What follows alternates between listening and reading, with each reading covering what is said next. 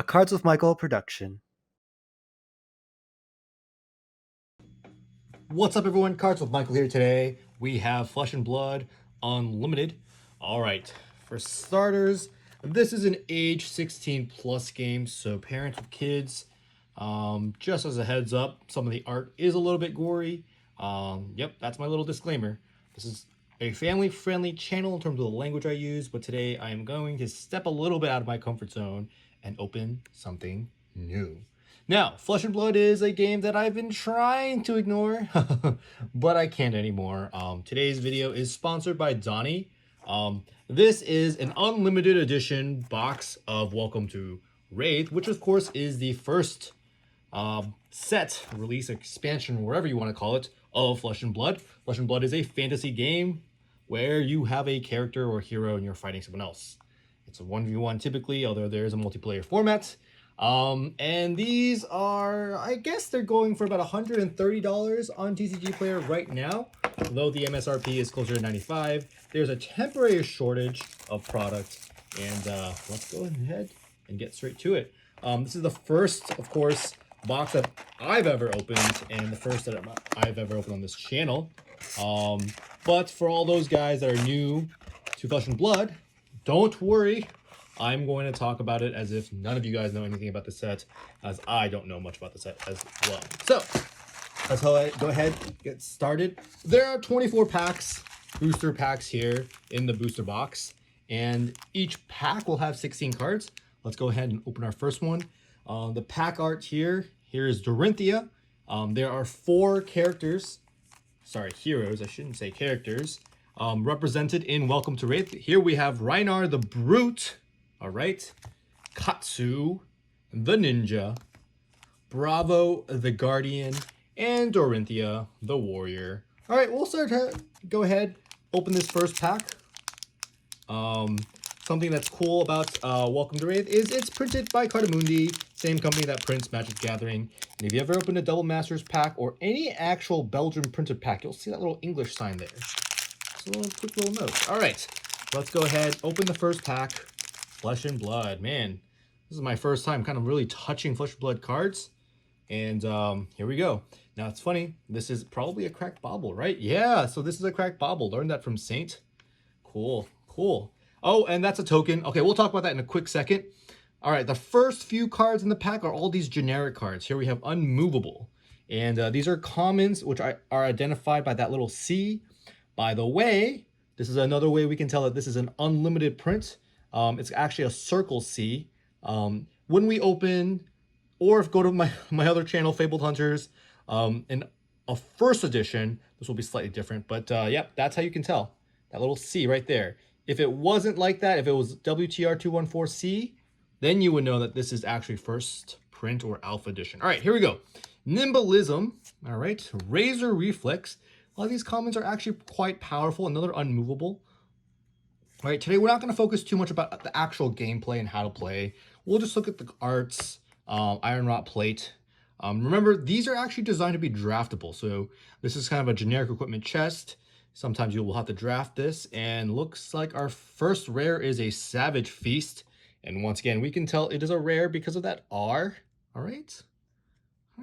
Now, there are no uncommons in Flesh and Blood. We straight up have rares.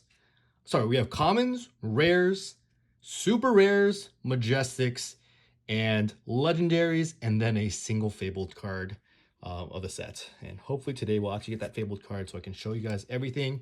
Here is our second rare. Now, each booster pack is guaranteed a single rare for sure. There's that rare. It's also guaranteed another rare, super rare, majestic, which is this, and then a wow. Okay, so that is a nice little foil refraction bolters. All right.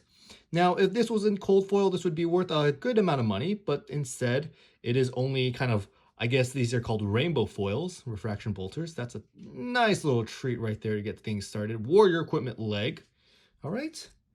And all right, we have, before then we had some commons that are all generics. You see generic. That's 4 generic.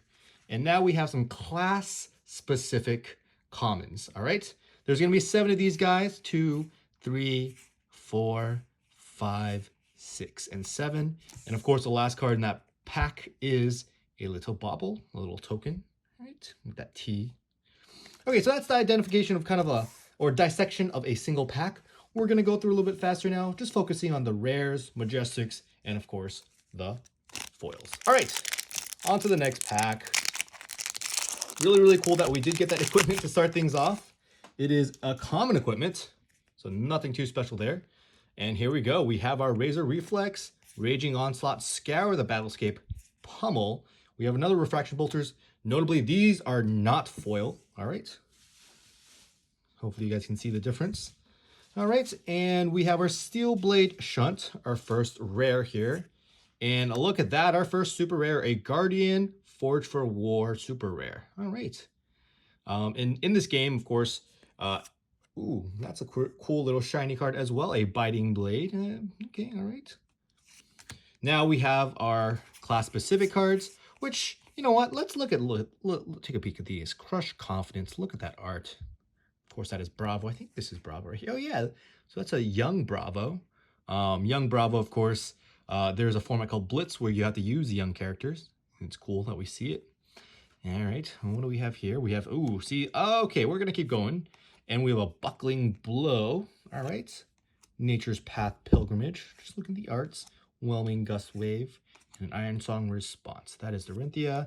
And we have Open the Center. All right. A little ninja action. In our tokens. All right. So there you have it. On to the next pack. Here is Katsu the Ninja. Yeah, so let me talk about why I'm starting coverage of this game.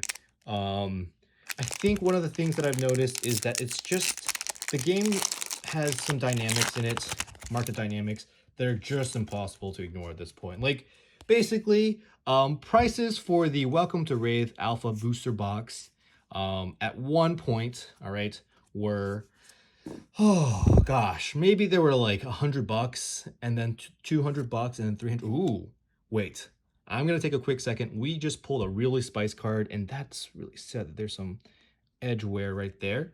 But this is Enlightened Strike. This is one of the generic majestic rares. There's only 2, all right. It's pretty easy. There's 10 majestic rares. There's 2 in every single class, so there's 4 classes. And then there's 2 generic ones, this and a Tome of Fyendel. Now, Enlightened Strike is regarded as one of the most powerful attacks in the game. I'm just gonna keep it at that. That is a really nice pull. I'm gonna put it to the side, and we're gonna keep going. All right, here we go. We have a Scar for a Scar, powerful attack. Of course, is this foil? Okay, it is foil. The foiling is sometimes kind of subtle. And then we have our class-specific cards. Now, as I was talking about, the Welcome to Wraith boxes, I mean, the pricing on them has just gone up so high. That, Arcane Rising, of course, is the next set after this. The first edition of those is also kind of a double, triple, quadruple. I don't even, like, basically, if you own one of them, it's kind of like the Bitcoin effect, right?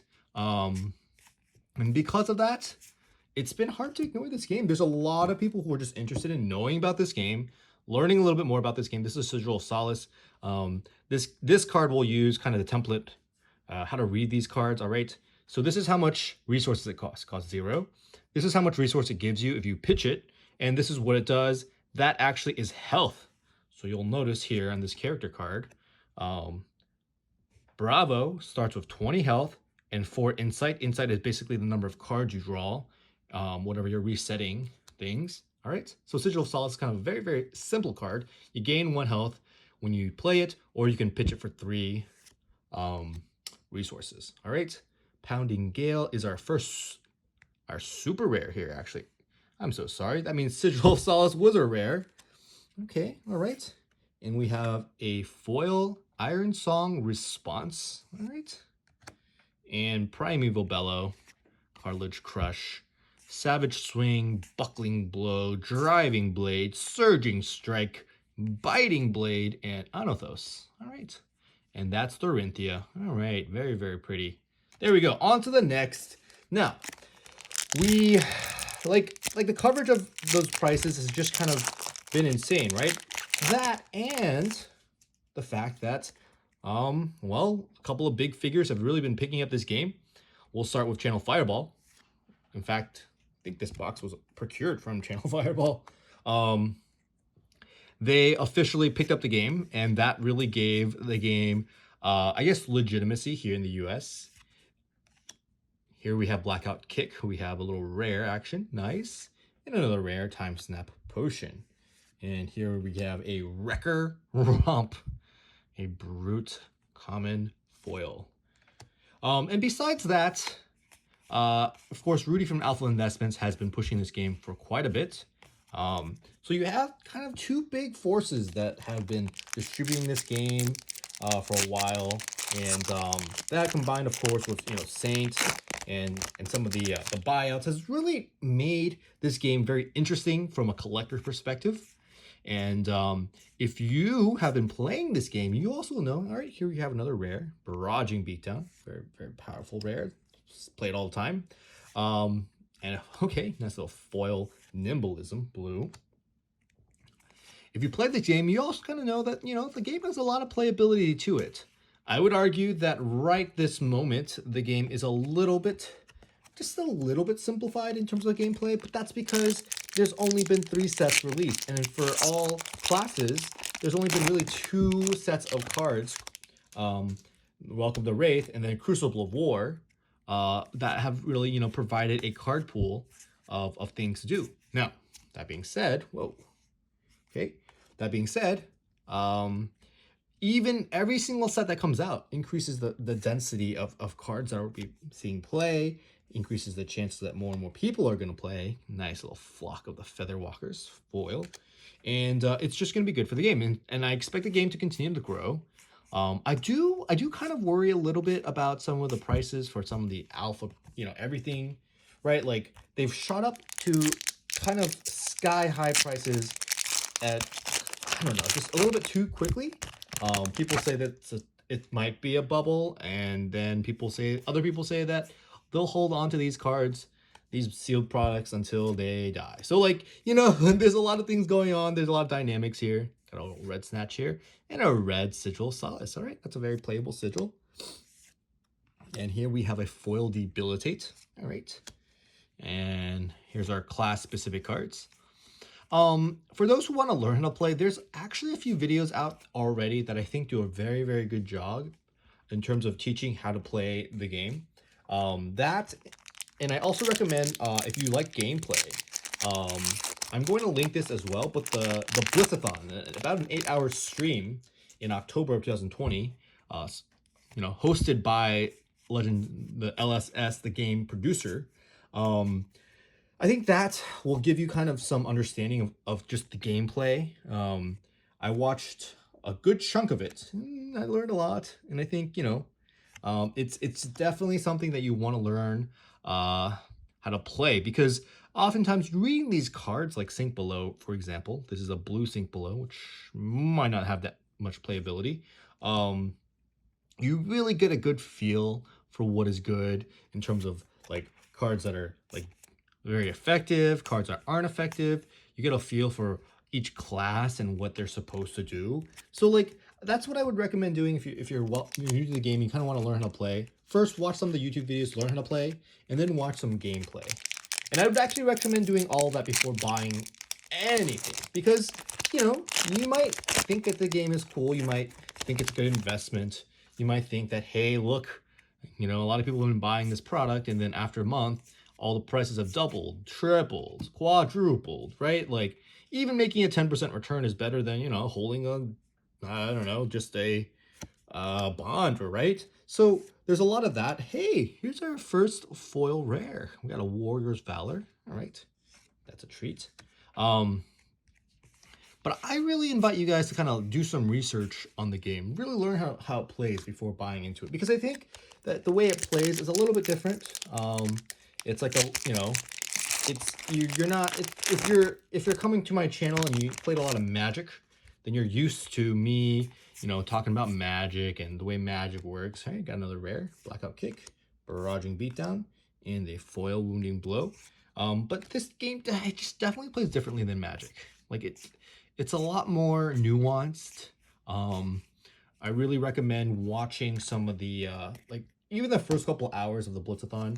you watch some of those games, and the best way to watch them, honestly, is just like have like 2 monitors set up so that every single time someone plays a card, you're like playing like match hieroglyphics. You try to match that card onto like the card gallery that Flesh and Blood has on fabtcg.com, and just figure out like what is going on, like what are the dynamics, what's going on in terms of resources and damage, and like why are some of the people using so many things to prevent taking damage or prevent an attack, or sometimes why do they let attacks go through. Like there's a lot of nuance in this game, and I think it's actually quite challenging to build decks because of the fact that well, I haven't really been highlighting this for now, but I'll start highlighting it. The same card, a lot of the times for the commons, actually all the times for the commons, will have multiple versions. All right, here we have a blue, a blue Scar for a Scar. All right, and so all the blue ones pitch for 3 resources, but they're a little bit less effective. So this one only does 2 damage. Now, if this actually was the yellow, it would do 1 extra damage, but pitch for 1 less resource. And if this was the red, it would only pitch for 1 resource and actually do an extra 4 damage. So that's kind of the dynamic that you're thinking about when building decks. And certain decks kind of build themselves in terms of like Brute decks and Bravo, the Guardian, typically want these blues, and because they have a lot of resource heavy actions, whereas ninjas, for example, want a lot of reds, right? They don't really need those resources. All right, we have a Savage Swing here, a little foil common, and we've seen at this point we probably have seen most of these commons that are kind of class specific multiple times. All right, so contents of the pack: 1 token, 4 generic commons, 7 class commons. All right, so here's our 4 generic commons. Here's our equipment. All right, Breakneck Batteries, our first rare, and Steel Blade Shunts, our next rare. And we have always guaranteed a nice little foil. This is a Barraging Brown Hide. And then, of course, 1, 2, 3, 4, 5, 6, 7. Wait a moment. 1, 2, 3, 4, 5, 6, 7. Yep, there you go. 7 commons that are class specific. So, what else do I want to discuss in this video? Yes, Welcome to Wrath, of course, is not just first edition and alpha print. Like I mentioned at the beginning of this video, this is actually an unlimited box. And one of the good things about unlimited is that the company, LSS, promises to basically print out the wazoo of unlimited product. Hence why they call it unlimited. And the point for that, ooh, another Majestic Spinal Crush. All right. So we didn't talk too much about the rarity. I would consider rares basically like uncommons from Magic the Gathering. Super rares are basically like actual rares. And Majestic cards are like mythics. There's only 2 Majestics per class and 2 generic Majestics. Of course, we did see one of the generic Majestics already in Lightning Strike. That is probably the most valuable Majestic in this set. Spinal Crush is a nice one, a Guardian. Guardian Majestic and a Flick Flack. Nice, our second foil rare. Ninja Defense, all right.